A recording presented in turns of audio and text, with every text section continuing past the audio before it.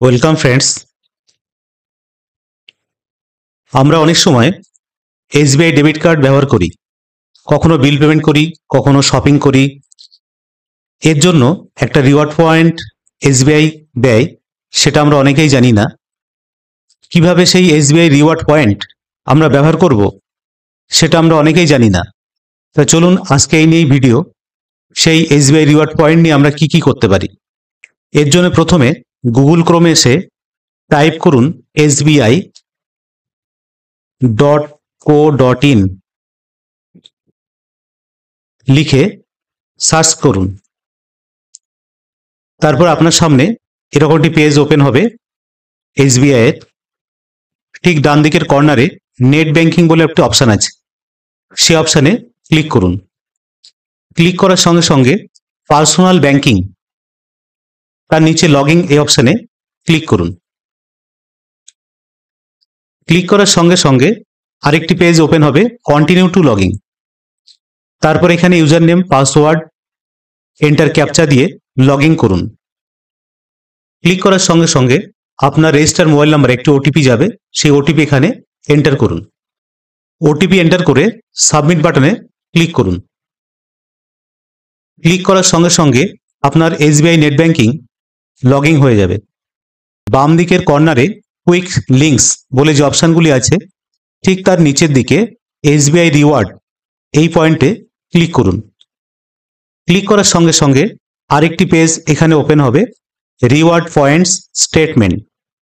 এই রিওয়ার্ড পয়েন্টসের আন্ডারে CIF number, point balance, transaction, এখানে আপনি 10 ট্রানজ্যাকশন দেখতে পাবেন ক্লিক করলে। আর রিডিম পয়েন্টস, এই রিডিম পয়েন্টের click here two redeem your points এই অপশানে ক্লিক করতে হবে। ক্লিক করার সঙ্গে সঙ্গে আরেকটি পেজ ওপেন হবে, আই অ্যাগ্রি। আপনার সামনে এরকম যা যা রিওয়ার্ড পয়েন্ট জমেছে তার পরিপ্রেক্ষিতে বিভিন্ন আপনি এই শপিংগুলো আপনি করতে পারবেন। টোটাল যেমন আমার রিওয়ার্ড পয়েন্ট জমেছে 5348। সেই রিওয়ার্ডের জন্য এখানে সাইডে দেখুন রিওয়ার্ড পয়েন্ট দেখাচ্ছে। এই ব্যাগটা যদি আমি বাই করি তাহলে আমার 1102 টাকা জমে আছে, অর্থাৎ 4408 পয়েন্ট এখানে জমে থাকার কারণে এই ব্যাগটা আমি কিনতে পারবো। তো এইগুলো আপনি বাই করতে পারেন। অথবা যদি আপনি মনে করেন যে রিচার্জ করবেন, আপনার মোবাইল ফোন কি কি আপনি রিচার্জ করতে পারেন, মোবাইল রিচার্জ করতে পারেন, মোবাইল পোস্টপেড রিচার্জ করতে পারেন, ডিটিএইচ রিচার্জ করতে পারেন, ফাস্ট্যাগ রিচার্জ করতে পারেন, ইলেকট্রিসিটি বিল রিচার্জ করতে পারেন, গ্যাস নিতে পারেন। তা এই কটা আপনি আপনার রিওয়ার্ড পয়েন্ট থেকে পরিষেবা পেতে পারেন। তা আমি এখানে মোবাইল প্রিপেড এই অপশানে ক্লিক করে আমি আমার মোবাইল নাম্বারটা রিচার্জ করব। এখানে এন্টার নাম্বার, নেক্সট অপারেটর, তারপর সার্কেল,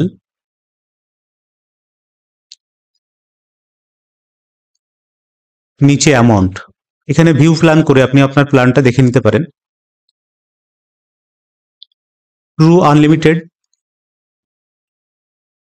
যেটা আপনার পছন্দ সেটা আপনি রিচার্জ করবেন।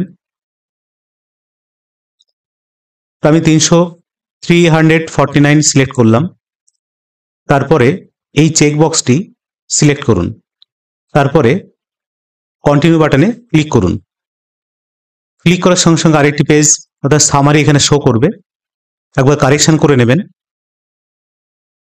বিশেষ করে নাম্বারটা।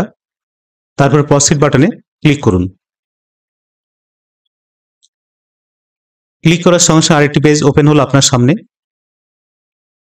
আপনার এখানে অর্ডার রিভিউ দেখাচ্ছে 349 এবং পাশে মোবাইল নাম্বারটা, যে নাম্বারটি রিচার্জ হবে সেই মোবাইল নাম্বারটা এখানে শো করবে। তারপরে নিচে পেমেন্ট ডিটেলস, অর্থাৎ এখানে আমার টোটাল 1396 টাকা জমে আছে। তো কনফার্ম ওটিপি এটা সিলেক্ট থাকবে অটোমেটিক। এটা যদি আমি রিচার্জ করতে চাই তাহলে মেক পেমেন্ট এই অপশানে ক্লিক করুন। ক্লিক করার সঙ্গে সঙ্গে OTP has been send to the register contact details. Register mobile নাম্বারে একটা ওটিপি পাঠানো হয়েছে, সেই ওটিপি এখানে এন্টার করতে হবে। Enter OTP, next confirm.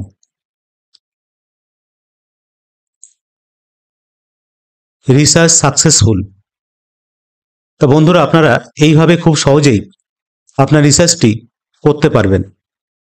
আপনাদের যে রিওয়ার্ড পয়েন্ট জমে থাকে অনেক সময় আপনারা বুঝতে পারেন না, সেই কারণে নেট ব্যাংকিং যদি থাকে বা ইওনো এসবিআই থাকে, ইওনো এসবিআই এর যে নেট ব্যাংকিং ইউজার আইডি এবং পাসওয়ার্ড তৈরি করা আছে, সেই ইউজার আইডি পাসওয়ার্ড দিয়ে আপনারা লগ ইন করে এইভাবে রিওয়ার্ড পয়েন্ট থেকে মোবাইল রিচার্জ বা শপিং করতে পারবেন। যদি ভিডিওটি ইনফরমেটিভ মনে হয় তাহলে অবশ্যই লাইক এবং শেয়ার করবেন। ধন্যবাদ।